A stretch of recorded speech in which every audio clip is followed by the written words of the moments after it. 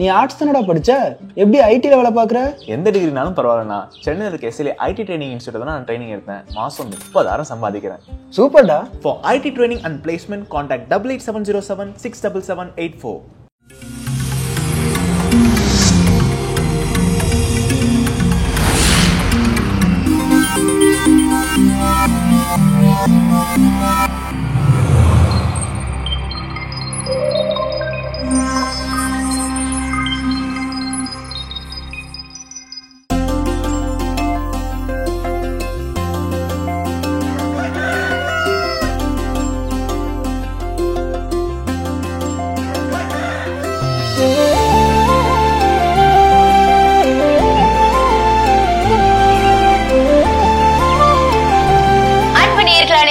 இனிய காலை வணக்கம். எங்களுடன் இந்த நீங்கள் பார்க்கவிருப்பது மாதா தொலைக்காட்சியின் கடவுள் வணக்கம்.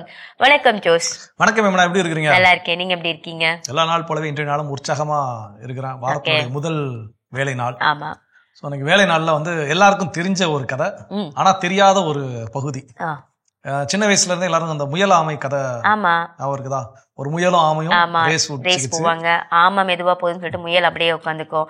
அதுக்குள்ள ஆமை ஜெயிச்சிடும். இந்த கதை தான் நமக்கு தெரியும். இதனுடைய பார்ட் 2, பார்ட் 3, பார்ட் 4 எல்லாம் தெரியும். அப்படிலாம் இருக்கா? சொல்லுங்க. முதல் கதை நமக்கு தெரிஞ்சது, முயல் வேகமா ஓடிச்சு, ஆமை மெதுவா வந்துச்சு. எங்கேயோ ஓய்வு எடுக்க உட்காந்து கேப்ல ஆமை என்ன பண்ணிருச்சு? வின் பண்ணிருச்சு. அப்போ ஒரு தொடர்ச்சியான கன்சிஸ்டன்சி இருக்கணும். அது நமக்கு கற்றுத்தரக்கூடிய பாடம். இரண்டாவது ஒரு பாடம், முயல் என்ன பண்ணிருச்சு? தோத்துருச்சு. பார்ட் 2ல ஃபர்ஸ்ட்ல தோத்துருச்சு, பார்ட் 1ல தோத்துருச்சு. பார்ட் 2ல திரும்ப நீ சண்டைக்கு வாடான்னு என்ன பண்ணுது? ஆமைய கூப்பிட்டு இந்த தடவை அது என்ன பண்ணுது? தொடக்கத்துல எடுத்த ஓட்டத்தை நிறுத்தாம கட கட கட கடன்னு ஓடி ஜெயிச்சிருது. ஸ்லோவா போற ஆட்டமா? இல்ல அதேதான், வேகமாவே ஓடணும். அதே ரேஸ் தான், ரன்னிங் ரேஸ். இந்த தடவை என்ன பண்ணல, முயல் ஓய்வு எடுக்கல. அப்போ முதலில் செய்த தவறு இந்த முயல் என்ன பண்ணிடுச்சு? திருத்திக்கிச்சு. திருத்தினதுனால செகண்ட் பார்ட் என்ன பண்ணிருச்சு? தேர்ட் பார்ட், ஆமா சும்மா விடுமா, தோத்தோம்னா அது திரும்ப நீ இப்ப சண்டைக்கு வாடா அப்படின்னு என்ன பண்ணுது? போட்டி கூப்பிடுது முயல. முயல நம்ம தான் ஜெயிச்சிட்டோம்ல, இந்த நம்ம என்ன பண்ண நிக்காம ஓடி ஜெயிச்சிடலாம்னு சொல்லி போட்டிக்கு வருது. போட்டி தொடங்குது. ஓடிட்டே இருந்தா பார்த்தா பாதியில ஒரு பெரிய ஆறை என்ன பண்ணணும்? ஆனா ஆமைக்கு நீச்சல் தெரியுமே, முயலுக்கு தெரியாது. அப்ப இங்க நம்ம கற்றுக்கொள்ள வேண்டிய பாடம், நம்முடைய பலம் எது, பலவீனம் எது தெரிந்து அதை வைத்து நம்ம என்ன பண்ணணும்? போட்டியிட வேண்டும். நாலாவதா திரும்ப முயலுக்கு என்ன ஆகும்? திரும்ப நம்மளும் என்ன பண்ணுவோம்? போட்டி. ஆனா இந்த தடவை முயல் கொஞ்சம் புத்திசாலித்தனமாக யோசிச்சு பாதி நிலத்திலையும் பாதி தண்ணிலையும். அப்ப நிலத்துல என்ன பண்ணுச்சு? முயல் ஆமையை தூக்கிக்கிட்டு ஓடிச்சு. தண்ணிக்கு வர்றப்போ ஆமை ஓட்டு மேல முயல் உட்காந்து அந்த இடத்த என்ன ரெண்டு பேரும் கடந்து வெற்றியின் அந்த எல்லை கூட ரெண்டு பேரும் இணைந்து என்ன பண்ணாங்க? முயலாமை கதையுடைய பார்ட் 2, பார்ட் 3, பார்ட் 4. ஒன்றிணைகின்ற பொழுது நம்மால் நிச்சயமாக மகிழ்ச்சியோடு வெற்றிகளை பெற முடியும். சூப்பர். இந்த சிந்தனையோட நாள தொடங்கலாம். இப்ப அலைதர்ஷன் பார்க்கலாம்.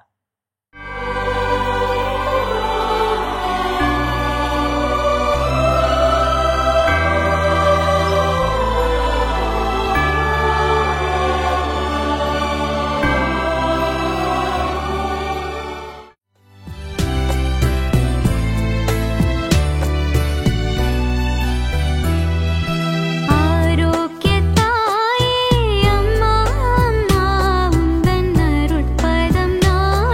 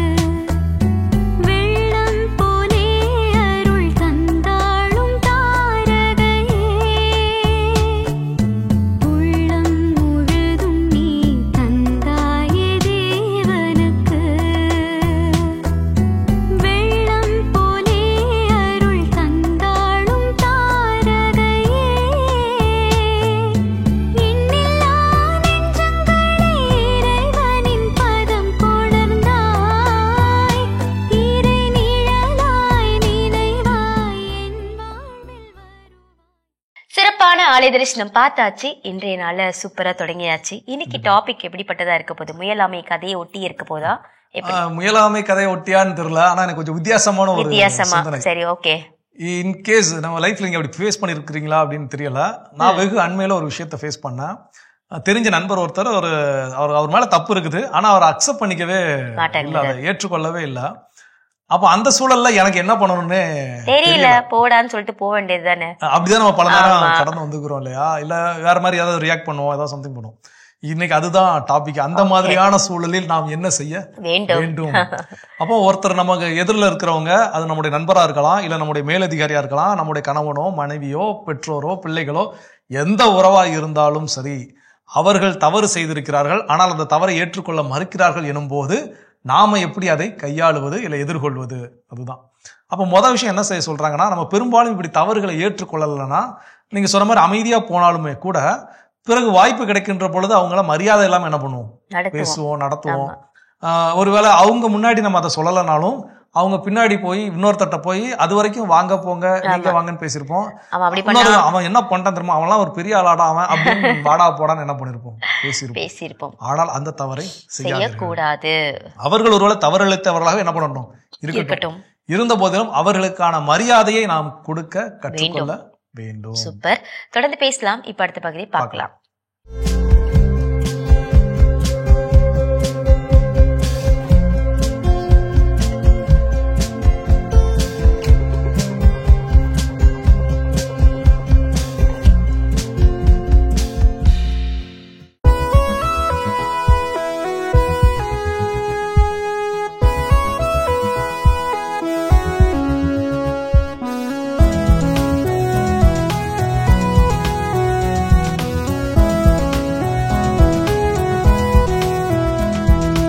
ஆண்டவர் நமக்கு மாபெரும் செயல்கள் புரிந்துள்ளார். ஆண்டவர் நமக்கு மாபெரும் செயல்கள் புரிந்துள்ளார். ஆண்டவர் நமக்கு மாபெரும் செயல்கள் புரிந்துள்ளார். ஆண்டவர் நமக்கு மாபெரும் செயல்கள் புரிந்துள்ளார். சீயோனின் அடிமை நிலையை ஆண்டவர் மாற்றின போது நாம் ஏதோ கனவு கண்டவர் போல இருந்தோம். அப்பொழுது நமது முகத்தில் மகிழ்ச்சி காணப்பட்டது, நாவில் களிப்பாரவாரம் எழுந்தது. ஆண்டவர் அவர்களுக்கு மாபெரும் செயல் புரிந்தார் என்று பிற இனத்தார் தங்களுக்குள் பேசிக்கொண்டனர். ஆண்டவர் நமக்கு மாபெரும் செயல் புரிந்துள்ளார், அதனால் நாம் பெருமகிழ்ச்சியுறுகிறோம். ஆண்டவர் நமக்கு மாபெரும் செயல்கள் புரிந்துள்ளார். ஆண்டவர் நமக்கு மாபெரும் செயல்கள் புரிந்துள்ளார். ஆண்டவர் நமக்கு மாபெரும் செயல்கள் புரிந்துள்ளார். ஆண்டவர் நமக்கு மாபெரும் செயல்கள் புரிந்துள்ளார். ஆண்டவரே, தென்னாட்டின் வறண்ட ஓடையை நீரோடையாக வான்மழை மாற்றுவது போல எங்கள் அடிமை நிலையை மாற்றியருளும். கண்ணீரோடு விதைப்பவர்கள் அக்களிப்போடு அறுவடை செய்வார்கள். விதை எடுத்துச் செல்லும் போது அழுகையோடு செல்கின்றார்கள். அரிகளை சுமந்து வரும்போது அக்களிப்போடு வருவார்கள். ஆண்டவர் நமக்கு மாபெரும் செயல்கள் புரிந்துள்ளார். ஆண்டவர் நமக்கு மாபெரும் செயல்கள் புரிந்துள்ளார். ஆண்டவர் நமக்கு மாபெரும் செயல்கள் புரிந்துள்ளார். மாபெரும் செயல்கள் புரிந்துள்ளார். கிறிஸ்து இயேசுவுக்குள் பிரியமான சகோதர சகோதரிகளே, இந்த மாதா தொலைக்காட்சி வழியாக மீண்டும் உங்களை சந்திப்பதிலே மகிழ்ச்சி. இறைவன் தொடர்ந்து நம் ஒவ்வொருவரையும் ஆசீர்வதிக்க வேண்டும் என்பதற்காக தொடர்ந்து நாம் ஜெபிப்போம். இந்த நாளில் தினம் ஒரு திருப்பாடல் நிகழ்வில் இன்றைக்கு திருப்பாடல் 126 1 முதல் 6 வரை இருக்கக்கூடிய அந்த வசனங்கள் நமக்கு கொடுக்கப்பட்டிருக்கிறது. இந்த நிலையிலே நாம் திருப்பாடல் ஆசிரியரோடு இணைந்து சற்று சிந்தித்து பார்த்தோம் என்றால், ஆண்டவர் நமக்கு மாபெரும் செயல்கள் புரிந்துள்ளார். இதை நம்முடைய வாழ்க்கையிலே யாருமே மறுக்க முடியாது. கடவுள் நாம் பிறந்ததிலிருந்து இப்பொழுது வரை பார்க்கின்ற பொழுது ஒரு மாபெரும் செயல்கள், பல்வேறு நிகழ்வுகள் நம்முடைய வாழ்க்கையிலே ஒவ்வொரு நிகழ்வையும் நாம் எடுத்துக்கொண்டோம் என்றால் அவருடைய அந்த மாபெரும் செயல் என்ன என்பது நமக்கு தெளிவாக காட்டக்கூடியதாக இருக்கிறது. அப்படி இருக்கக்கூடிய நேரத்திலே இங்கு என்ன நடக்கின்றது அல்லது இந்த வரலாற்று பின்னணி இந்த ஆசிரியர் எதை குறிப்பிடுகின்றார் என்று பார்க்கின்ற பொழுது, யூதர்கள் பாபிலோனியா அந்த சிறைவாசத்திலிருந்து விடுதலை பெற்று வருகின்றார்கள். அது ஏறக்குறைய கிமு 587 538 ஆண்டுகளுக்குள். இப்படி இருக்கக்கூடிய நேரத்தில் அவர்கள் அந்த விடுதலையை பெற்று வருகின்ற பொழுது அதை நினைவு கூறுகின்றார்கள். எதை என்றால், தான் அடிமைத்தனத்தில் இருந்த அந்த நிலையிலிருந்து இப்பொழுது ஆண்டவருடைய இரக்கத்தை பெற்றிருக்கிறோம் என்பதை நினைவு கூர்ந்து அவர் செய்த அந்த மாபெரும் செயல்களுக்கு நன்றி பலி செலுத்தக்கூடியவர்களாக இருக்கின்றார்கள். அப்படி என்றால் மீண்டுமாக நம்முடைய வாழ்க்கையில் நாம் பெற்றிருக்கின்ற பல்வேறு விதமான நற்கொடைகளை இறைவன் தந்திருக்கின்றார் என்றால், நாம் எப்படி உண்மையிலே அவர் செய்த அந்த மாபெரும் செயல்களுக்கு நாம் நன்றி செலுத்தக்கூடியவர்களாக இருக்கின்றோம் என்பதை நாம் உணர வேண்டும். இந்த தருணத்திலே இதோ சீயோன் எருசலேமில் மீண்டுமாக உயிர் பெற்று எழக்கூடியதாக இருக்கின்றது. அந்த உயிர் பெற்ற தருணத்திலே இஸ்ராயலுக்கு அது ஒரு கனவு நினைவாக கூடிய ஒரு நிகழ்வாக இருக்கிறது. சீயோன் கட்டி எழுப்பப்படுகிறது. அது அவர்களுடைய உள்ளத்திலே மீண்டும் ஒரு கட்டி எழுப்பதை ஏற்படுத்துகின்றது. அது ஏதோ ஒரு கனவு உலகத்திலிருந்து அவர்கள் நிஜ உலகத்துக்கு வருகின்றார்கள் என்பது போல ஒரு தோரணை கொடுக்கின்றது. அதே போல அப்படி இருக்கக்கூடிய நேரத்திலே இந்த கிறிஸ்தவர்களாகிய நாம் இந்த ஆன்மீக மீட்சியில் நாம் ஈடுபட்டிருக்கின்றோம் என்றால் அதனுடைய அடையாளமாக எது நம்மிடத்திலே காணப்படுகின்றது என்றால் நம்முடைய வாழ்வு. நாம் எப்படிப்பட்ட ஒரு வாழ்வை வாழ்கின்றோம் என்பதில்தான் அதில் அர்த்தம் நிறைந்ததாக இருக்கின்றது என்பதில்தான் மற்றவர்கள் புரிந்து கொள்வார்கள் நாம் எவ்வாறு மீட்கப்பட்டவர்களாக இருக்கின்றோம் என்று. அப்படி என்றால் ஆண்டவரால் கிடைக்கக்கூடிய அந்த நித்திய விடுதலைக்கான ஒரு முன்னோட்டமாக இருக்கிறது. அப்ப அந்த நித்திய ஒரு விடுதலைக்கான ஒரு முன்னோட்ட வாழ்க்கையிலே நாம் வாழ்ந்து கொண்டிருக்கிறோம் என்பதை குறிப்பிட்டு காட்டுகின்றது. அதே போல அந்த 1 முதல் 3 வரை இருக்கக்கூடிய அந்த இறை வசனங்கள்ல பார்க்கின்ற பொழுது மக்களுடைய மகிழ்ச்சியும் அவர்களுடைய அந்த சாட்சிய வாழ்வு, அதே போல அவர்களுடைய முகத்தில் காணப்பட்ட ஒரு மகிழ்ச்சி, அந்த உண்மையிலே அவர்கள் உணர்ந்த அந்த நாவார ஆண்டவரை போற்றுவதெல்லாம் வெளிக்கொணரக்கூடியதாக இருக்கிறது. அந்த இறை வசனத்தை நாம் நன்றாக தியானித்து பார்த்தோம் என்றால் எப்படிப்பட்ட ஒரு உணர்வை அது எடுத்து காட்டுகின்றது. ஏனென்றால் ஆண்டவர் மாபெரும் செயல்கள் புரிந்தார். அது மட்டுமல்லாமல் அவர்களும் பேசிக்கொண்டார்கள். பாருங்க, கடவுள் நமக்கு எவ்வளவு ஒரு பெரிய அற்புத செயல்களை செய்திருக்கிறார். உண்மையிலே அவர் வியத்தகு ஆலோசனையாளர். அவர் ஒரு நம்மை வழிநடத்தக்கூடிய அற்புதமான தேவன் என்றெல்லாம் பகிர்ந்து கொள்கிறார்கள். இன்றைக்கு நம்முடைய பகிர்வில் என்ன இருக்கிறது? நாம் ஒருவர் பார்க்கின்ற பொழுது ஆண்டவர் செய்த அந்த மகத்தான காரியத்தை குறித்து இன்றைக்கு பேசிக்கொண்டிருக்கிறோமா?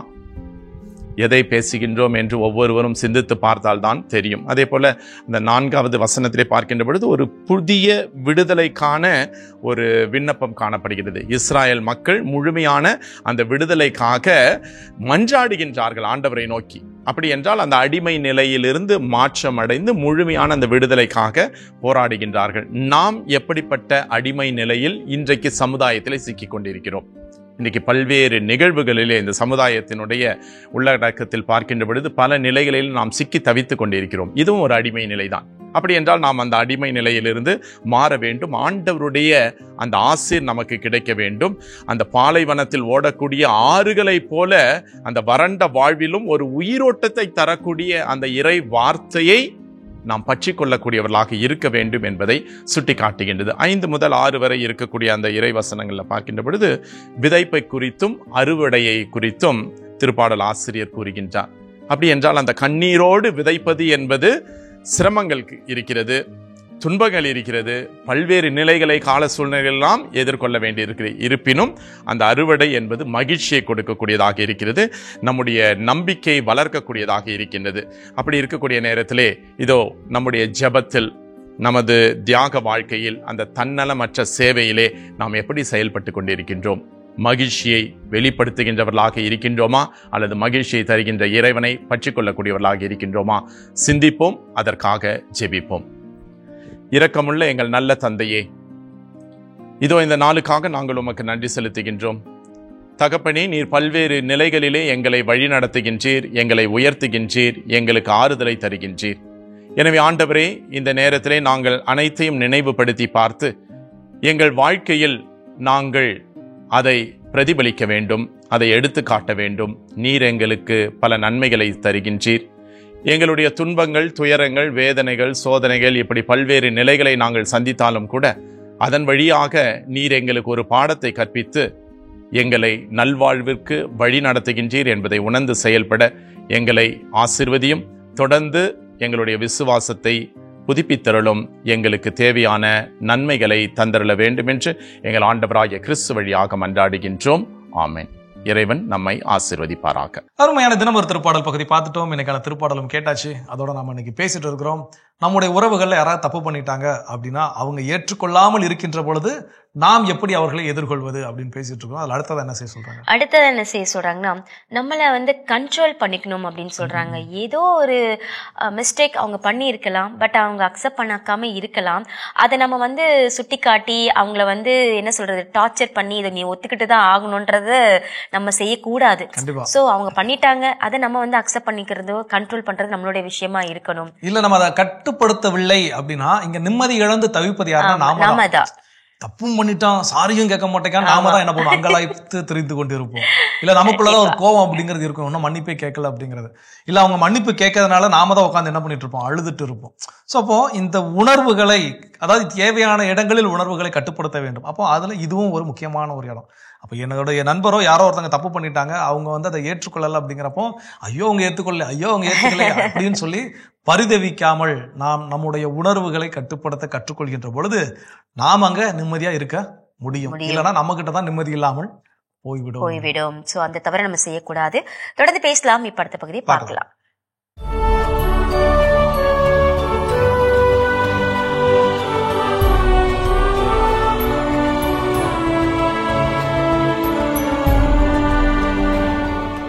செப்டம்பர் 22.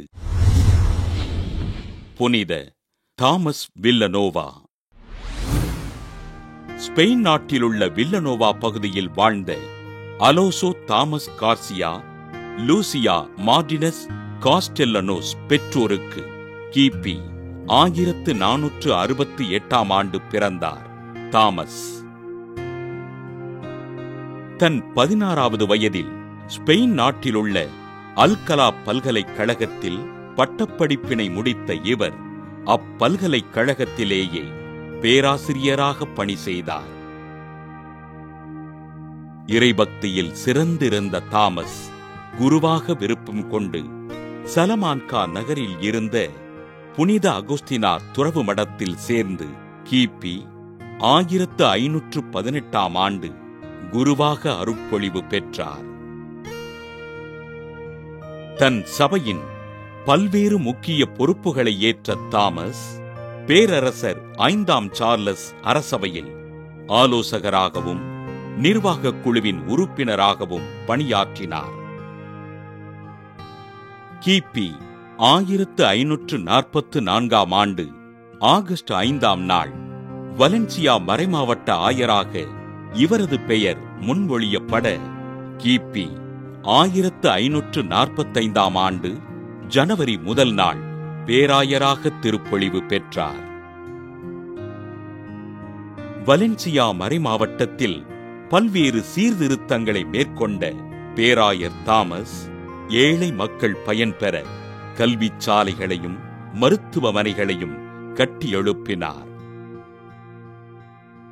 தனது சொல் மற்றும் செயல்களால் அருட்தந்தையரிடமும் மக்களிடமும் உயர்ந்த மாற்றங்களை ஏற்படுத்திய பேராயர் தாமஸ் கிபி 1555 ஆண்டு செப்டம்பர் மாதம் 8ஆம் நாள் விண்ணகம் சென்றார்.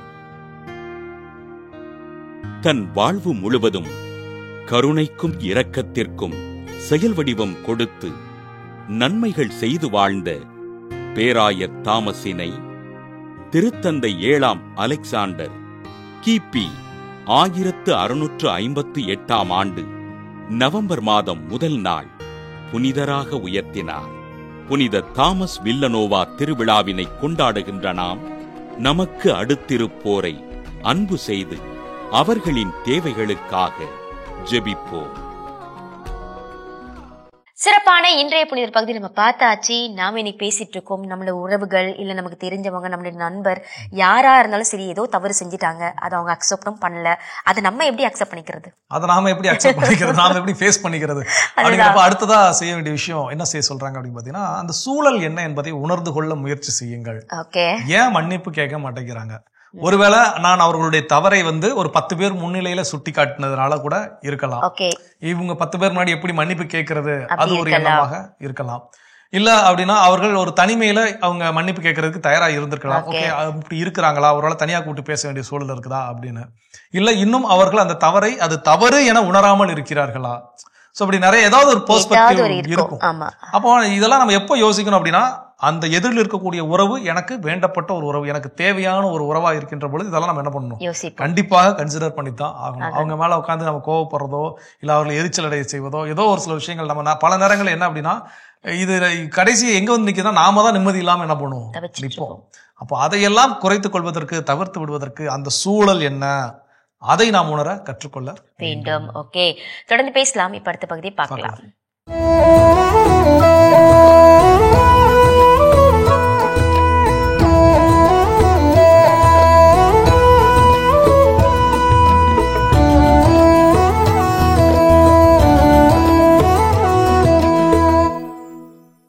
மாட்டு வண்டியை ஓட்டிக்கொண்டு போனார்கள் வண்டிக்காரர்கள். மற்ற வண்டிக்காரர்கள் மாடுகளை அடித்தே வண்டியை விரட்டினார்கள். ஆனால் ஒரே ஒரு வண்டிக்காரர் மட்டும் அந்த மாடுகளை அடிக்கவே இல்லை.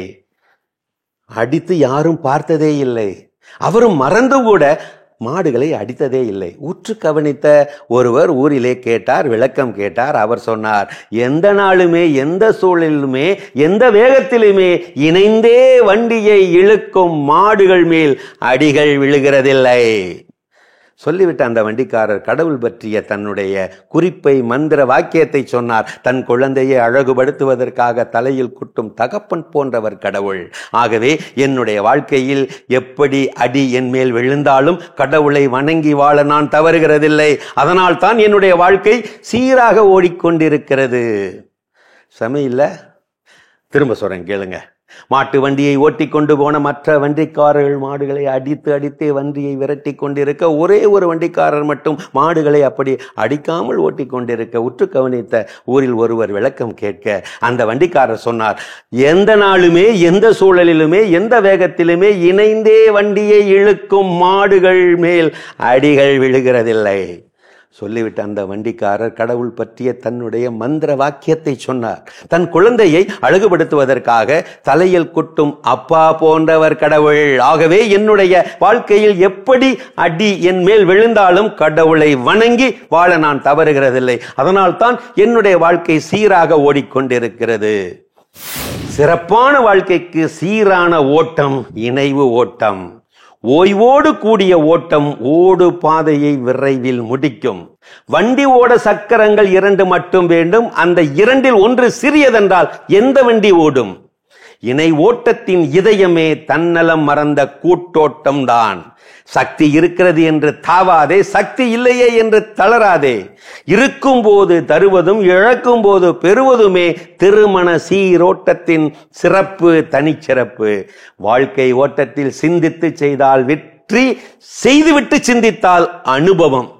மறவாதே நட்பே, வாழ்க்கையின் ஆகச் சிறந்த பொக்கிஷம் என்பது சரியான நேரத்தில் சரியான விதத்தில் தனது திருமண இணையிடமிருந்து கிடைக்கும் இணையற்ற ஆறுதலும் மாறுதலும் தான். அருமையான கதைகள் 1000 பகுதி பார்த்துட்டோம். இன்னைக்கான கதையும் சிந்தனையும் கேட்டாச்சு. அதோட பேசிட்டு இருக்கிறோம். என்னுடைய உறவுகளில் ஒருவர் செய்த தவறு, ஆனால் அவர் அதை ஏற்றுக்கொள்ள மறுக்கிறார் எனும் போது நான் அவரை எப்படி எதிர்கொள்வது? அடுத்ததா என்ன செய்ய சொல்றாங்க? அடுத்ததா என்ன செய்ய சொல்றாங்கன்னா, எப்போ நமக்கு டைம் கிடைக்குதோ அவங்கள கூப்பிட்டு அவங்க கிட்ட பேசணும். நீங்க இப்படி ஒரு தவறு செஞ்சிருக்கீங்க, நீங்க இதை அக்செப்ட் பண்ணிக்கோங்க, எனக்கு சாரி கேட்கலனாலும் பரவாயில்ல, நெக்ஸ்ட் டைம் இந்த தவறை செய்யாதீங்கன்றத நம்ம அவங்க கிட்ட பேசணும். ஒன்றும் இல்லை, நேற்று என் பையன் அவனை நான் அடிச்சிட்டேன். எதுக்காக அடிச்சேன்னா ஃபோன் பார்த்துனே இருக்கான்னு சொல்லிட்டு அடிச்சிட்டேன். அவன்கிட்ட சாரி கேட்க சொன்னா அவன் என்ன அடிச்சிட்டான். நான் சொன்னேன் சாரி கேளு, கேட்கவே இல்லை, அப்படியே அடமெண்டா உட்காந்துட்டே இருந்தான். அப்ப கொஞ்ச நேரத்துக்கு முன்னாடி அதுக்கப்புறமா அவன்கிட்ட கேட்டேன். என் மம்மி என் பக்கத்துல வந்து நின்னான்.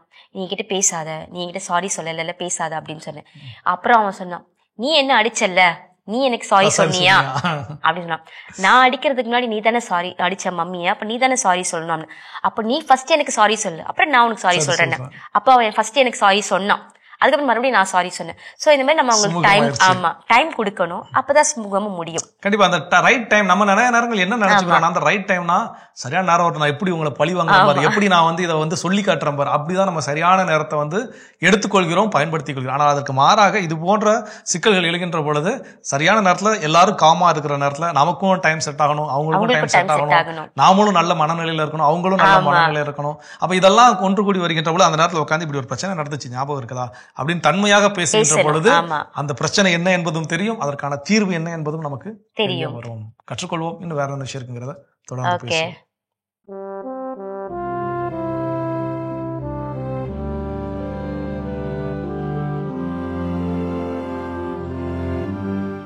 அன்புக்குரியவர்களே, ஆண்டவர் இயேசுவின் இனிய திருப்பெயரில் உங்களை அன்போடு வாழ்த்துகின்றேன். இயேசுவின் ஆளுமை என்னும் தொடரில் இயேசுவுடைய பெயரின் பல சிறப்புகளை உங்களோடு பகிர்ந்து கொண்டு வருகின்றேன். இன்று இயேசுவுடைய பெயர் பலராலும் போற்றி பெருமைப்படுத்தப்பட்ட ஒரு பெயர் என்னும் செய்தியை உங்களோடு பகிர்ந்து கொள்ள விரும்புகின்றேன். இயேசுவுடைய பெயரை பற்றி திருத்தூதர் பணிகள் 19ஆம் அதிகாரம் 17வது இறைமொழியில் நாம் இப்படி வாசிக்கின்றோம்.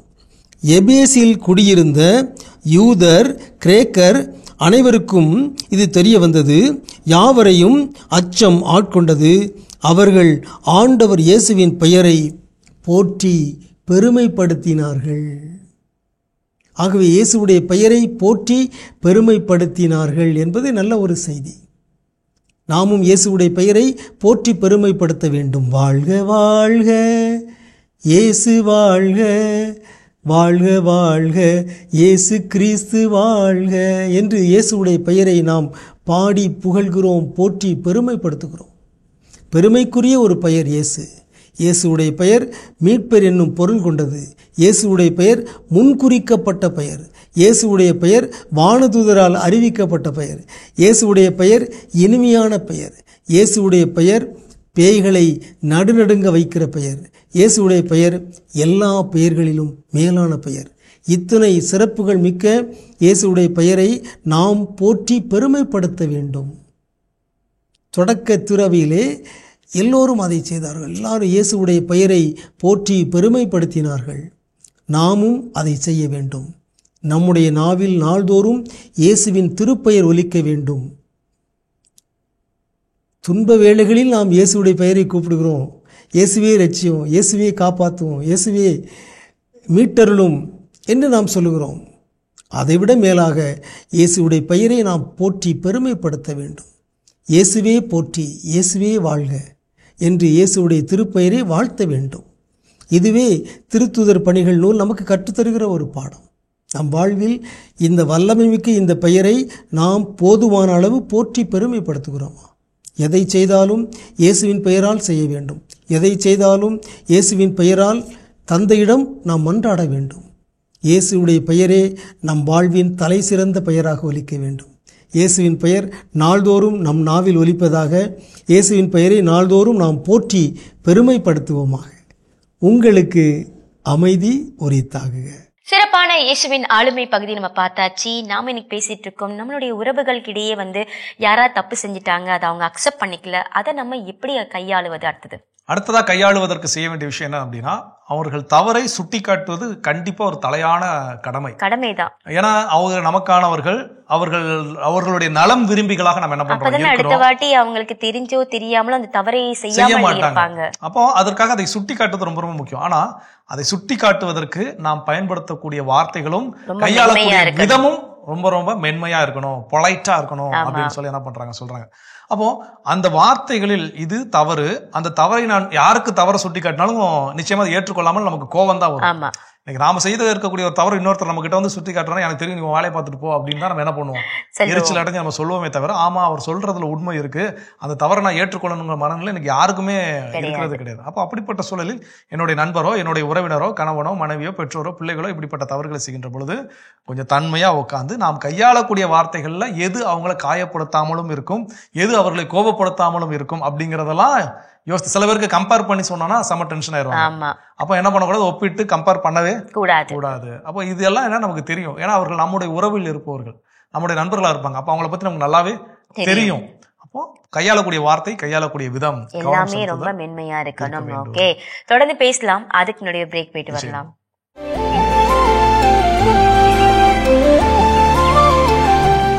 நிகழ்ச்சிக்குள் உங்களை மீண்டும் அன்புடன் வரவேற்கின்றோம். நீங்கள் பார்த்து கொண்டிருப்பது மாதா தொலைக்காட்சியின் கடவுள் வணக்கம். சிறப்பான நாள்ல நம்ம பேசிட்டு இருக்கோம்.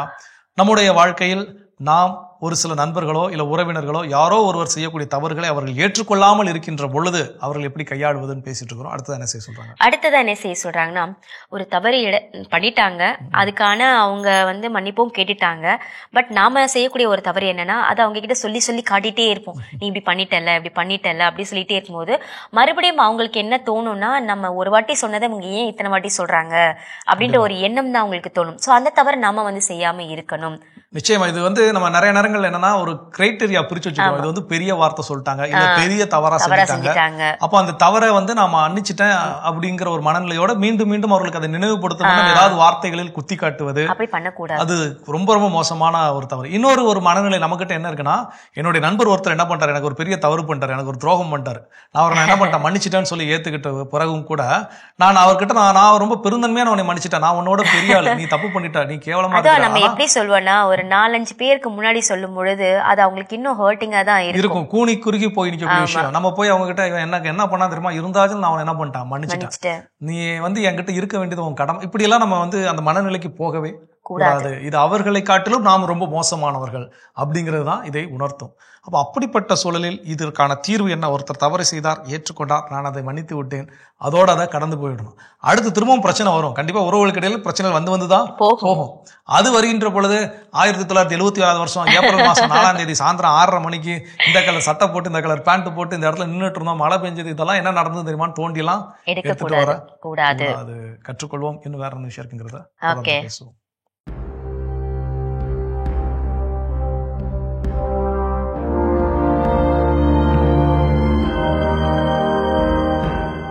மாதா தொலைக்காட்சி நண்பர்களே, உங்கள் அனைவருக்கும் வாழ்த்துக்கள். நமது வேதிய உலகிலே ஒரு பொருள் அமிலத்தன்மை எவ்வளவு இருக்கிறது என்று கண்டுபிடிக்க, அல்லது இது ஒரு அமிலமா அல்லது அமிலம் அல்லாத ஒன்றா என்று கண்டுபிடிக்க ஒரு லிட்மஸ் பேப்பர் ஒன்றை வைத்து கண்டுபிடிப்பதை நாம் பள்ளியிலே படித்திருக்கிறோம். அந்த துறையிலே ஈடுபட்டிருப்பவர்கள் அந்த பணியை அன்றாடம் செய்கிறார்கள். குறிப்பிட்ட பொருளிலே லிட்மஸ் தாளை நாம் நுழைக்கும் போது அதனுடைய நிறம் மாறினால் அது அமிலத்தன்மை கொண்டது, இல்லை என்றால் அது காரத்தன்மை கொண்டதல்ல என்று கூறுகின்றார்கள். அதற்காக அந்த லிட்மஸ் பேப்பர் ஒரு டெஸ்ட். நண்பர்களே, மனிதர்களையும் சிறந்தவர்களா இல்லையா என்று பார்ப்பதற்கு ஒரு டெஸ்ட் இருக்கிறது, ஒரு லிட்மஸ் பேப்பர் இருக்கிறது. என்ன தெரியுமா? இதோ பாருங்கள், ரஸ்கின் என்ற ஒரு மிகச்சிறந்த எழுத்தாளர் நம்மை அளந்து பார்க்கிற ஒரு கருவியை இங்கே நமக்கு முன்னால் வைக்கிறார். I believe the first test of a truly great man is his humility. ஒரு மனிதர் சிறந்த மனிதரா என்பதை நாம் கண்டுபிடிக்க சோதனை செய்ய வேண்டும் என்றால் எதை வைத்து அவரை நாம் சிறந்த மனிதர் என்று கருதுவது? அவரது தாழ்ச்சியை வைத்து. எனவே ஒரு மனிதனுடைய தாழ்ச்சி என்ற குணம் தாழ்ச்சி என்ற அந்த மனப்பான்மை, தாழ்ச்சி என்ற அந்த மனநிலை அவரை சிறந்த மனிதர் என்று காட்டுகிறது. எனவே நம்முடைய சமுதாயத்திலே கூட இவருக்கு தாழ்ச்சி இவ்வளவு இருக்கிறது, எனவே சிறந்த மனிதர், இவருக்கு தாழ்ச்சியே இல்லை, இவர் சிறந்த மனிதர் இல்லை என்று நம்மால் கட்டாயமாக சொல்ல முடியும். சரி, அடுத்தவர்களை விடுங்களேன், முதல்ல நம்மையே நாம் ஒரு ஆய்வு செய்து பார்ப்போம். அந்த தாழ்ச்சி எனக்கு இருந்தால் நான் சிறந்த மனிதன், எனக்கு தாழ்ச்சி இல்லை என்றால் நான் சிறந்த மனிதன் அல்ல. என் வாழ்வு எப்படி? நம்மையே நாம் சோதித்து பார்ப்போமா? உங்கள் அனைவருக்கும் வாழ்த்துக்கள். சிறப்பான ஆண்டவர் வாக்கு பகுதி நம்ம பார்த்தாச்சு. நாம இன்னைக்கு பேசிட்டு இருக்கோம், உறவுகளுக்கிடையே தவறு செஞ்சு அதை ஒத்துக்காம போனா அதை நாம எப்படி அடுத்ததா கையாளுவது. ஸோ அடுத்ததா என்ன அப்படின்னா, இன்னைக்கு இருக்கக்கூடிய சூழல்ல எல்லாமே எவிடன்ஸா ஆக்க ட்ரை பண்றாங்க. இன்னைக்கு ஏதாவது ஒரு சாலையில ஒரு விபத்தோ இல்ல ஏதோ ஒரு பிரச்சனை வேணா உடனே எல்லாரும் மொபைல் போனை தூக்கிட்டு வீடியோ, கண்டிப்பா அவன் உயிருக்கு போராடிட்டு இருப்பான், அதை யாரும் பார்க்க மாட்டாங்க, மொபைல் போன் எடுத்துட்டு வீடியோ எடுக்க வைக்கிறது. அப்போ இது ஒரு தவறாக இருந்தாலும் கூட ஒரு சில நேரங்கள்ல நமக்கு இந்த எவிடன்ஸ், சான்றுகள் அப்படிங்கிறது ரொம்ப ரொம்ப முக்கியம். இந்த சான்றுகள் இல்லாம யாரையும் நம்ம என்ன பண்ண முடியாது, குற்றப்படுத்த முடியாது, குறை சொல்ல முடியாது. ஒருவேளை நான் ஒரு தவறு செய்திருக்கிறேன், எனக்கு அந்த தவறு என்னன்னு எனக்கு என்ன பண்ணல, புரிஞ்சுக்க முடியல அப்படிங்கிறப்போ இந்த சான்றுகள் மேபி அதை என்ன பண்ணுவோம், எனக்கு புரிந்து கொள்வதற்கான ஒரு வாய்ப்பை உருவாக்கி தரும். இன்னொரு வேற ஒரு கோணத்தில் அதை நம்ம பார்க்கின்ற பொழுது, பெர்ஸ்பெக்டிவ்ல பார்த்தோம் அப்படின்னா, நான் ஒரு தப்பு செஞ்சுட்டேன், ஆனா இதுக்கு சாட்சி இல்லைன்னு சொல்லி நான் என்ன பண்றேன், ஜாலியா சுத்திட்டு, ஆனா அதுக்கான சான்றுகள் எங்கேயும் இருக்குது. அப்போ ஒரு சம்பந்தப்பட்ட நபர் என்கிட்ட நீ இப்படி ஒரு தப்பு பண்ணிருக்கிற அப்படின்னு அதை சுட்டி காட்டுறப்போ எனக்கு சாட்சி இல்லைங்கிற தைரியத்துல அதெல்லாம் நான் பண்ணல, யார் பார்த்தா என்ன ஏதுன்னு தெனாவட்டா என்ன பண்ணலாம், பதில் சொல்லலாம். ஆனா அந்த சான்றுகளை அவர் என் முன்னாடி தூக்கி அடிக்கி வீசினதுக்கு அப்புறம் என்கிட்ட அந்த தெனாவட்டெல்லாம் இருக்குமான்னு கேட்டா இருக்காது. ஏன் அப்படின்னா கையும் மையுமா என்ன பண்ணிட்டேன், மாட்டிக்கொண்டேன். அப்போ இந்த நேரத்துல நான் போய் மன்னிப்பு கேட்கறதோட எனக்கு வேற வழியே கிடையாது. அப்போ இவ்வளவு மோசமான இழிநிலைக்கு எடுத்து சொல்வதற்கு பதிலாக நம்ம அதை ஈஸியா கொண்டு போய் முன்னதாகவே அதை உணர்ந்துட்டோம், தப்பா மன்னிப்பு கேட்டுறணும். பின்னர் தப்பு செஞ்சு மன்னிப்பு கேட்கறாங்களா, மன்னிப்பை கொடுத்துடணும். சோ அதை நாம் கற்றுக்கொள்வது ரொம்ப ரொம்ப முக்கியம். ஓகே, தொடர்ந்து பேசலாம். இப்ப அடுத்த பகுதியை பார்க்கலாம்.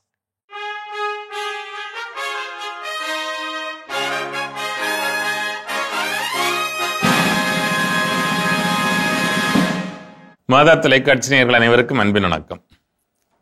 இந்தியராகிய நாம் என்னை இந்த தொடரில் இணைந்தமைக்காக உங்களுக்கு இதயபூர்வமான நன்றிகளை அன்போடு தெரிவித்துக் கொள்கின்றேன்.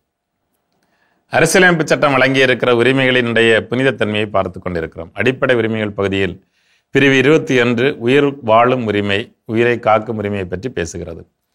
அந்த உயிர் வாழுவதற்கான உரிமை பல்வேறு அம்சங்களை உள்ளடக்கியது என்பதை ஒவ்வொரு வழக்காக நாம் பார்த்து கொண்டிருக்கிறோம். இன்று நாம் பார்க்க இருக்கின்ற வழக்கு Inderjit versus state of UP என்கிற ஒரு வழக்கு. இந்த வழக்கு 1979 ஆண்டிலே நடைபெற்ற ஒரு வழக்கு. இந்த வழக்கில் நீதிமன்றம் தெள்ள தெளிவாக தனது கருத்தை பதிவு செய்திருக்கிறது. எப்படி பதிவு செய்திருக்கிறது என்றால், இந்த ஒரு வழக்கில் கைது செய்யப்பட்டு இந்தர்ஜித் என்பவர் சிறையில் அடைக்கப்படுகிறார். அங்கே அவரை மிக கொடூரமாக அவர்கள் தண்டிக்கிறார்கள், மிக கொடூரமாக அடித்து உதைக்கிறார்கள், அங்கே சித்திரவதை செய்கிறார்கள். ஒன்று குரூவல்டி, இன்னொன்று டார்ச்சர். அவர் அதை எதிர்த்து அவருடைய வழக்கறிஞர் வழக்கு தொடுக்கிறார். அவருக்கு வாழ்க்கையில் ஏற்பட்ட பாதிப்புகள் கணக்கில்லாதவை. அந்த அளவிற்கு கொடூரமான தாக்குதல், தொடர்ச்சியாக சித்திரவதை செய்யப்படுகிறார். அது மனித உரிமைகளுக்கு விரோதமான தீவிரமான குற்றம் செய்தவர்களை அப்படித்தான் காவல்துறை நடத்துகிறது, அது நமக்கு தெரியும். ஆனால் மனித மாண்பை இழக்கச் செய்கிற வகையில் மிக கொடூரமான தண்டனையை காவல்துறை அதிகாரிகள் அவர் மீது நிகழ்த்துகிறார்கள். இப்படி கொடுக்கப்படுகிற தண்டனை என்பது, சித்திரவதை என்பது அரசியலமைப்பு சட்டத்திற்கு விரோதமானது, அரசியலமைப்பு சட்டம் வழங்குகின்ற மனித உரிமைகளுக்கு எதிரானது என்று சொல்லி அந்த கொடூர தண்டனையை அவர் மீது இழைத்தவர்களுக்கு நீதிமன்றம் தண்டனை வழங்குகிறது. அப்போ ஒருவர் குற்றம் செய்துவிட்டு வருகிற பொழுது ரொம்ப ஈஸியாக கேட்டால் எல்லாம் ஒன்றும் ஒத்துக்க மாட்டாங்க, அது நமக்கு தெரியும். ஒரு ஏதோ எப்போதோ பார்த்த திரைப்படத்தில் சத்யராஜ் ஒருவரை அப்படிதான் அடித்து துவைச்சிக்கிட்டு இருப்பார். அப்போ ஒரு வழக்கறிஞர் சொல்லுவார், அப்படியெல்லாம் அடிக்கிறது உங்களுக்கு உரிமை இல்லை அப்படின்னு சொல்லிட்டு. ஆனால் அந்த வழக்கறிஞருடைய வீட்டில் தான் திருட்டு போயிருக்கும், கொஞ்சம் சங்கிலி திருட்டு போயிருக்கும். அப்போ அவர் கேட்பார், அப்படிங்களா ஐயா, அடிக்கக்கூடாதா, சரி அப்படின்னு சொல்லிட்டு, ஐயா சொல்லுங்க ஐயா, எடுத்தீங்களா ஐயா, உண்மையை சொல்லுங்க ஐயா, நீங்கள் எடுத்தீங்களா அப்படின்னு கேட்பார். அந்த குற்றவாளி எல்லாம் நல்லா சாப்பிட்டுட்டு சொல்லுவார், ஐயோ எனக்கு தெரியவே தெரியாதியா அப்படின்னு சொல்லுவார். இவர் வழக்கறிஞர்கிட்ட சொல்லுவார், விசாரிச்சுட்டேங்க அவர் எடுக்கலையா அப்படின்னு சொல்லிட்டு. அதை மாதிரியும் விசாரிக்க முடியாது. ஆனால் ஒருவருடைய உயிரை குற்றுயிராக்கும் அளவுக்கு சித்திரவதை செய்வதையும் சட்டம் அனுமதிப்பது கிடையாது. சட்டத்திற்கு உட்பட்ட தண்டனை முறைகளை அவர்கள் கொடுக்கலாம். ஆனால் நம்ம திரைப்படங்களில் பார்க்குற மாதிரி போட்டு அடிக்கிறது, துவைக்கிறது, தண்ணி ஊற்றுறதுன்னு சொல்கிறதையே நம்ம உண்மையை நினச்சிட்டு பல காவல் நிலையங்களில் அப்படித்தான் சித்திரவதைகள் நடக்கின்றன. ஆனால் அவை மனித உரிமைகளுக்கு எதிரானது, சர்வதேச உடன்படிக்கைகளுக்கு எதிரானது, அரசியலமைப்பு சட்டத்திற்கு எதிரானது, அரசியலமைப்பு சட்ட பிரிவு 21க்கு எதிரானது. எனவே அப்படிப்பட்ட கொடூர தண்டனையை உச்சநீதிமன்றம் நிறுத்தி வைத்ததோடு மட்டுமல்லாமல் அப்படிப்பட்ட தண்டனை வழங்கியவர்களுக்கு தண்டனை வழங்கியது என்பது ஒரு விசித்திரமான செய்தி. எனவே இப்படி நம்முடைய மாண்பையும் உரிமையையும் வாழ்வையும் பறிக்கக்கூடிய செயல்களில் யார் ஈடுபட்டாலும் உச்சநீதிமன்றம் உயர்நீதிமன்றங்களும் தலையிட்டு அந்த தண்டனையிலிருந்து நம்மை காப்பாற்றுகின்றன என்பது நமக்கு ஆறுதல் அளிக்கும் செய்தியாக இருக்கிறது. எனவே அதுக்காக காவல்துறையினர் மயிலிறகு கொண்டு வருடி கொண்டே விசாரிக்கணும்லாம் நீங்கள் எதிர்பார்க்கக்கூடாது.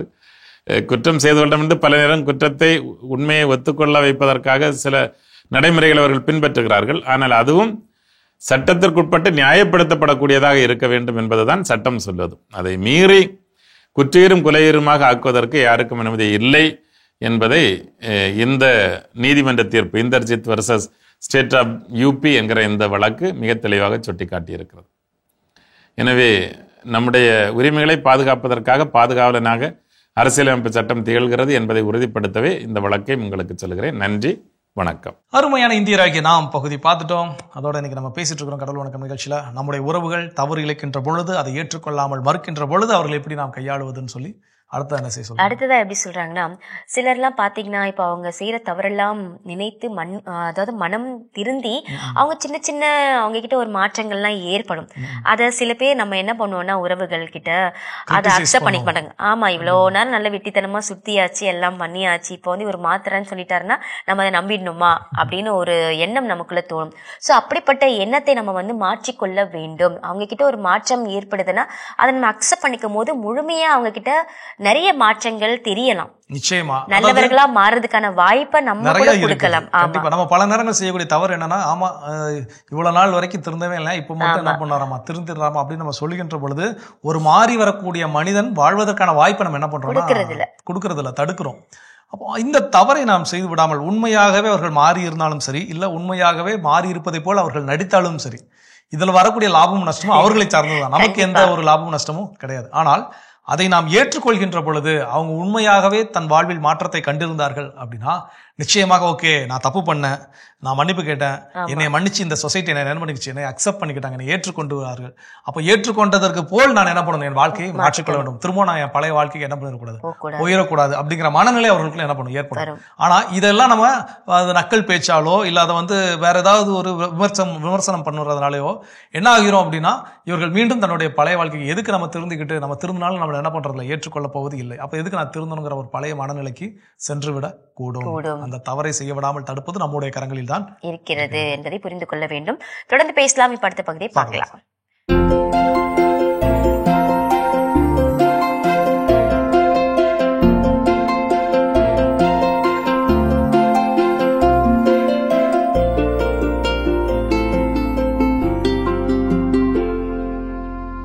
அனைவருக்கும் வணக்கம். இன்றைய பதிவில் நம்ம பார்க்கறது வந்து மாடி தோட்டங்களில் ஒரு பெரிய மரத்தை வைக்கிறப்ப, உதாரணத்துக்கு எலுமிச்சை, கொழுமிச்சை, சாத்துக்குடி, மா, சப்போட்டா, பப்பாளி, கொய்யா, இது போன்ற மரங்களை நம்ம வைக்கணும் அப்படின்னு சொல்லி நினச்சோம்னா அது எப்போ சாத்தியம் அப்படின்னு சொன்னால் தேவையில்லாத கிளைகளை வெட்டி எடுக்கிறது. அப்போ தான் அது சாத்தியம். அது உண்மைக்கு பெரிய மரம் இல்லைங்களா, நிறையா வேர் விட்டு வளரக்கூடிய பெரிய மரம்.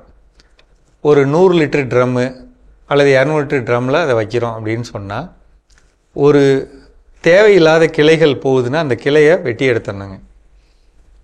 கிளைகள் வந்து பொதுவாக அதிக இடைவெளியோட காற்று போகிற மாதிரியும் வெளிச்சம் போகிற மாதிரி அமைப்பில் இருக்கணும். அடர்ந்து இருந்தால் பலன் தராதுங்க. தலையில் வெட்டுறது மட்டும் இல்லாமல் பக்கவாட்டு பதியும் வெட்டிக்கணும். ஒரு சில கிளைகளை காற்று போகிறது அப்படிங்கிற அந்த செயலுக்காகவும் வெயில் விழுகணுங்கிறதுக்காகவும் வெட்டிடணுங்க. முறையான கத்திரிக்கோல் வச்சுக்கணும், அளவான தண்ணீர் கொடுத்துக்கணுங்க. நம்ம அப்படி செய்யும்போது இந்த ட்ரம்முகள்லேயே நம்ம பெரிய அளவு லாபங்களை, பெரிய அளவு விளைச்சலை நம்ம பார்க்க முடியுது. வீடுகளில் நம்ம உபயோகப்படுத்துகிற முட்டையோட ஓடுகள் அதை வந்து காய வச்சு தூளாக்கி பொதுவாக மாடி தோட்டத்தில் இருக்கக்கூடிய எல்லா பயிர்களுக்கும் அதோட வேர்பகுதியில் போடணுங்க. மாதம் ஒரு முறை அல்லது 2 மாதத்துக்கு ஒரு முறை கண்டிப்பாக போடணும். அது நல்ல பலன் தரும். அடுத்து வந்து நம்ம தினசரி பயன்படுத்துகிற பூண்டு தோல், வெங்காயத்தோல் ஒரு வாளியில் போட்டு ஊற வச்சுக்கிட்டே வந்து வார கடைசியில் அதை எல்லா பயிர்களுக்கும் பிரித்து ஊற்றுறது. மிதக்கக்கூடிய பொருள்களையுமே ஏதாவது ஒரு பயிரில் கீழே வைக்கிறது. மண் தயாரிப்பிலே வந்து நம்ம என்ன பண்ணி இருந்திருக்கணும் அப்படின்னா, ஒரு பகுதி மண், ஒரு பகுதி சாணம், ஒரு பகுதி மண்புழு உரம், ஒரு பகுதி தென்னை நார் கழிவு, இதெல்லாம் கலந்ததை நம்ம போட்டு இருந்திருக்கணும். நிறைய பேர் அதை செய்யாமல் வெறும் மண் மட்டுமே போட்டுக்கிறோம். அப்போ மண் மட்டுமே போடும்போது ஒரு சின்ன அமைப்பில் அந்த மண் இருக்கிறப்ப தண்ணி ஊற்ற ஊற்ற அந்த சின்ன மண்ணெல்லாம் நகர்ந்து கீழே வந்து இறுகி ஒரு கல் மாதிரி ஆயிடுதுங்க. அதுக்குள்ளே இருக்க மண்ணை நம்ம பேத்து எடுக்கக்கூட முடியல, அப்படி ஒரு இறுகிடுது. அப்படி பண்ண அனுமதிக்க முடியாது. நம்ம முறையாக மண்ணை தயார் பண்ணி தான் மாடி தோட்டத்தில் உபயோகப்படுத்தணும். அப்போ தான் கீரை வளர்ச்சி நல்லா வருங்க. கீரை பொதுப்பாக நல்லா வளரணும்னா நான் சொன்ன மாதிரி மண், மண்புழு உரம், மக்கின சாணம், அப்புறம் தென்னை நார் கழிவு எல்லாமே ஒரு சமமான அளவில் போட்டு பிசைஞ்சு நம்ம அதை தயார் பண்ணணுங்க. அதுக்கு வேணுங்கிற இடுபொருள்களையுமே கரெக்டாக போட்டு கொண்டுட்டு வரணுங்க. இதை செய்கிறப்ப மாடித்தோட்டம் வந்து பசுமையாகவும் நமக்கு விளைச்சல் கொடுக்குற மாதிரியும் வரும். நிறைய பேர் சொல்கிறோம், புதினாவோட தண்டுகளை நட்டு வச்சா எனக்கு வரமாட்டேங்குதுங்க. கீரைகளோட கீழே இருக்கக்கூடிய அந்த வேர்பகுதி இருக்குல்ல, அதை வெட்டி தூக்கி போடுவோம்ல, அந்த வேர்பகுதியை மட்டும் எடுத்து நட்டு வச்சாலே வரும். அப்படி வச்சா எனக்கு வரல அப்படின்னு சொன்னாலே அந்த மண்ணில் சத்து இல்லைன்னு அர்த்தம். அது எங்கே வரும் அப்படின்னா, முழுமையாக மண்ணில் மட்கு பொருள்கள் அதிகமாக. அதுக்கு தான் நான் சொல்கிறேன், மட்கு பொருள் உங்களுக்கு ஒன்று சாணத்தின் மூலமாக கிடைக்கணும், கிடைச்சா ரொம்ப நல்லது, அல்லது ஆட்டு சாணத்தில் கிடைக்கணும், அல்லது மண்புழு உரத்தில் கிடைக்கணும். எதுவும் கிடைக்கலன்னா அந்த ஹியூமிக் அமிலம் தான் அதிகமாக பயன்படுத்தணும். ஹியூமிக் பவுடர் நிறையா பயன்படுத்த மண்ணில் மட்கு பொருள், அந்த மண்ணுடைய வளம் அதிகமாகும், கட்டுமானம் அதிகமாகும், தண்ணீர் போகிற விதம் அதிகமாகும். முறையாக தண்ணீர் மட்டும் கொஞ்சம் தள்ளி தண்ணி பாய்ச்சிக்கிட்டோம்னா வளர்ச்சி மிகவும் சிறப்பாக இருக்குங்க. செஞ்சு பாருங்கள். மீண்டும் சந்திப்போம். சிறப்பான உழவும் உயரும் பகுதி நம்ம பார்த்தாச்சு. நாம இன்னைக்கு பேசிட்டு இருக்கோம், உறவுகளுக்கிடையே தவறுகள் செய்யறாங்க, அதை அவங்க அக்செப்ட் பண்ணிக்கல, அதை நாம எப்படி அடுத்ததா கையாளுவது. ஸோ ஒருவேளை நமக்கே அவங்களை கையாள தெரியல அப்படின்னா இந்த வழியை என்ன பண்ணுங்க, பயன்படுத்துங்க. ஸோ அதுக்குன்னு சில கவுன்சிலர்ஸ் இருக்கிறாங்க. நியாயத்தை கரெக்டா நடுநிலையோடு எடுத்து சொல்வது.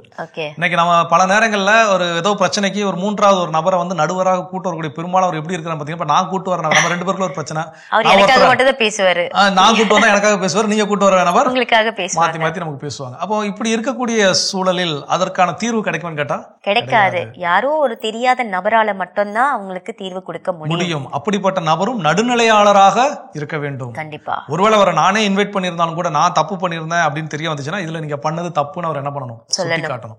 ஸோ அப்படிப்பட்ட சில பெரியவர்களுடைய உதவி தேவைப்படுகின்ற பொழுது அந்த உதவிகளை நாம் பெற்று இதை சரி செய்ய வேண்டுமே தவிர, நான் ஏதாவது முட்டி மோதி பார்க்கிறேன், ஏன்னா நமக்கு கையாள தெரியாம தான் நம்ம போய் நிற்கிறோம். அவ நான் மீண்டும் நான் என்னையே நம்பிக்கொண்டிருக்காமல் பிறரை ஞானத்தோடு நான் அணுகுவது பிரச்சனைக்கான ஒரு தீர்வாக அமையும். ஓகே, தொடர்ந்து பேசலாம். இப்ப அடுத்த பகுதி பார்க்கலாம்.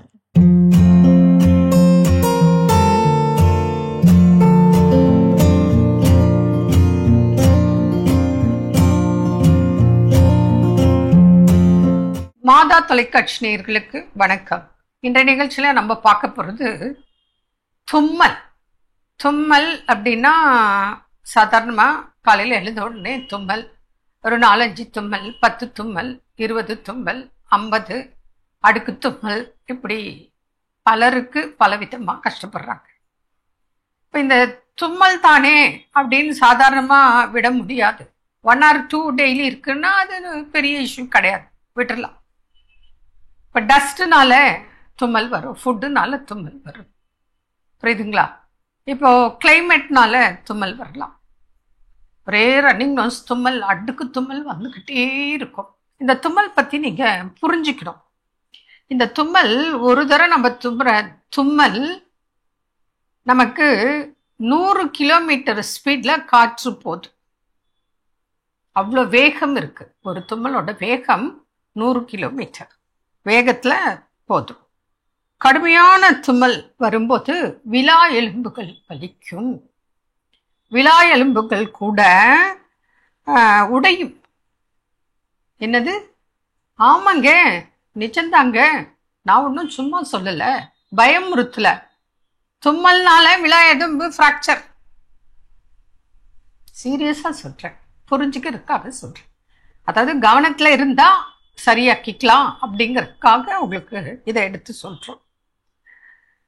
அப்புறம் பார்த்தீங்கன்னா தும்பும்போது ஒரு செகண்ட் ஹார்ட் கூட அப்படி நின்றுடும். ஹார்ட்டு ஒரு செகண்ட் அப்படி நின்றுடும்.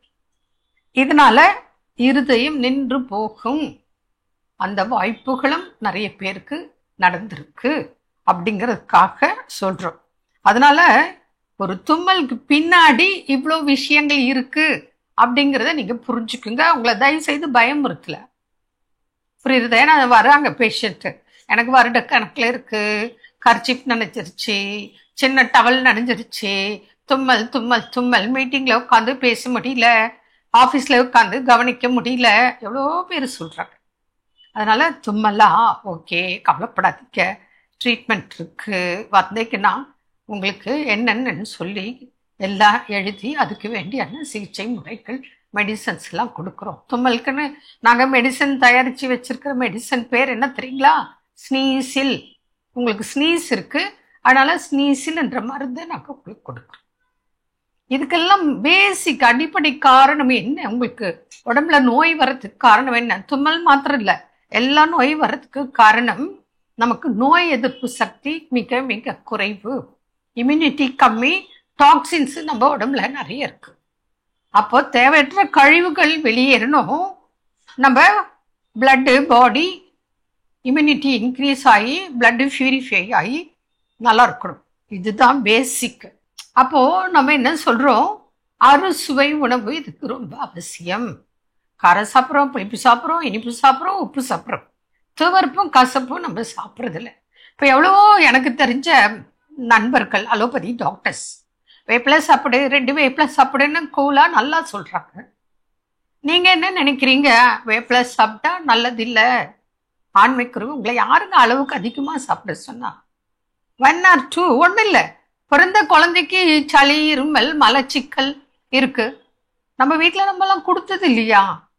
என்னது ஒரு துளிரான ஒரு கொழுந்து வேப்பில், வெத்தலை காம்பு, ஒரு சீரகம், ஒரு சிட்டிக்கை கூட இல்லை மிளகு வச்சு அரைச்சி அதை தாய்ப்பால்ல கலந்து குழந்தைக்கு கொடுத்தா அது மோஷன் வழியா அந்த சளி எல்லாம் வெளியேறிட்டு. இது சாதாரண விஷயம். இப்போ நீங்க பயப்படுறீங்க, வேப்பிலை சாப்பிடலாமா? எவ்வளோ பேர், எவ்வளோ கொஸ்டின்ஸ், எவ்வளோ காண்றா. நான் என்ன சொல்றேன், எதுவுமே அளவோடு இருக்கு. மருத்துவர் அன்னைக்கு நீங்க கடைப்பிடிங்க. எவ்வளோ டாக்டர்ஸ் இன்னைக்கு, அலோபதி டாக்டர்ஸ் இன்னைக்கு இயற்கை மருத்துவம் பத்தி எல்லாம் பேசுறாங்க. எங்களுக்கு ரொம்ப மகிழ்ச்சியா இருக்கு. ஹெர்பல் பத்தி பேசுறாங்க, ரொம்ப சந்தோஷமா இருக்கு. அதனால நான் உங்களுக்கு சொல்றேன், இந்த மாதிரி அறுசுவையில நம்ம கசப்பும் துவர்ப்பும் சாப்பிடாதனால தான் நமக்கு நோய் எதிர்ப்பு சக்தி குறைவு. இது நாம பல வருடங்களாக உங்களுக்கு சொல்லிட்டு வரேன். மறந்ததே மருந்து. இந்த 2 சுவை நீங்க மறந்தீங்க, அதுதான் உங்களுக்கு மாத்திரையாக வேலை செய்யுது. அதனால உணவே மருந்து, மறந்ததே மருந்து. இதை நினைவுல வச்சுக்கொள்ளுங்க, கடைப்பிடிங்க. உங்களுக்கு எந்த நோய்க்கு கன்சல்டேஷன் வேணாலும் தொடர்பு கொள்ளலாம். மீண்டும் நாளை சந்திப்போம். நன்றி. அன்னை மரியே வாழ்க.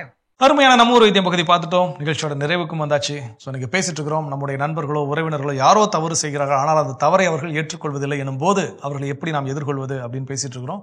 ஃபைனலாக என்ன சொல்கிறாங்க? ஃபைனல் என்ன சொல்கிறாங்கன்னா, நாம் எப்போவுமே வந்து நேர்மையாக இருக்கணும். நம்மளுடைய இடத்த நம்ம எப்போவுமே அதை வந்து தக்க வைத்து கொள்ள வேண்டும். நான் வந்து கரெக்டாக இருக்கேன், என்னோட வேலையில் நான் கரெக்டாக இருக்கேன், நான் பேசுகிற செயலில் கரெக்டாக இருக்கேன், இப்படி என்ன நான் வந்து கரெக்டாக வச்சுக்கும் பொழுது நானும் வந்து பிறரை வந்து காயப்படுத்தவோ இல்லை அவங்களை குறை சொல்லவோ மாட்டேன். நிச்சயமாக நாமும் தவறு செய்ய மாட்டோம். ஒருவேளை பிறர் தவறு செய்தாலும் அதை எளிதில் எப்படி அணுகுவது அப்படிங்கிற விஷயம் நமக்கு தெரிய வந்துடும்.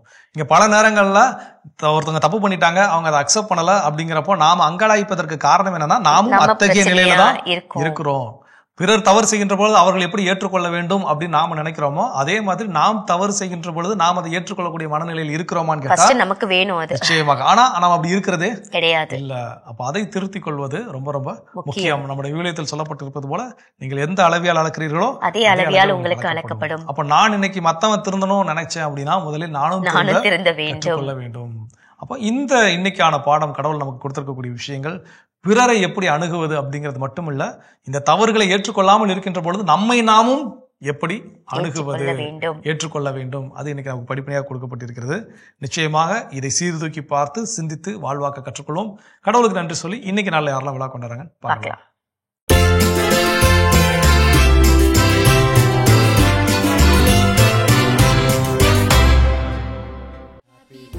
ரியான் ஜெய்லின் இன்று தனது பிறந்த நாளினை கொண்டாடுகிறார். இவரை வாழ்த்துபவர்கள் அப்பா, அம்மா, சித்தி, சித்தப்பாக்கள், கொள்ளு தாத்தா, கொள்ளு பாட்டிகள், தாத்தாக்கள், பாட்டிகள், அத்தைகள், குடும்பத்தினர், உறவினர்கள் மற்றும் நண்பர்கள். பத்தியநாதன் இன்று தனது பிறந்த நாளினை கொண்டாடுகிறார். இவரை வாழ்த்துபவர்கள் மனைவி ஜூலி வெரோனிகா, மகள் மெலடி, மகன் ஜோஷ்வா, மருமகள் ஜெசிகா, குடும்பத்தினர், உறவினர்கள் மற்றும் நண்பர்கள். பெல்சி இறை இதழி இன்று தனது பிறந்த நாளினை கொண்டாடுகிறார்.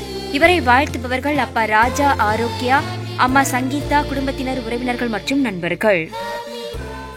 இன்று விழா காணும் உங்கள் அனைவருக்கும் இறைவன் தரக்கூடிய அன்பான பரிசு எசாயா 43:1. அஞ்சாதே, நான் உன்னை மீட்டுக் கொண்டேன், உன் பெயரை சொல்லி உன்னை அழைத்தேன், நீ எனக்கு உரியவன் என்கின்றார் ஆண்டவர். இந்த இறையாசுடன் நீங்கள் வாழ மாதா தொலைக்காட்சியின் வாழ்த்துக்களும் ஜெபங்களும். அன்பானவர்களே, தவறுகளை திருத்திக் கொள்வோம், நல் உறவுகளை உருவாக்குவோம் என்ற இந்த சிந்தனையோடு இன்றைய கடவுள் வணக்கம் நிகழ்ச்சியை நாங்கள் நிறைவு செய்கிறோம். இந்த நாள் இனிய நாளாக உங்க எல்லோருக்கும் அமைய மாதா தொலைக்காட்சியின் வாழ்த்துக்களும் ஜெபங்களும். மீண்டும் உங்கள் அனைவரையும் கடவுள் வணக்கம் நிகழ்ச்சியில் சந்திக்கும் வரை உங்களிடமிருந்து விடைபெறுகிறோம். இயேசுவுக்கே புகழ். மரியே வாழ்க.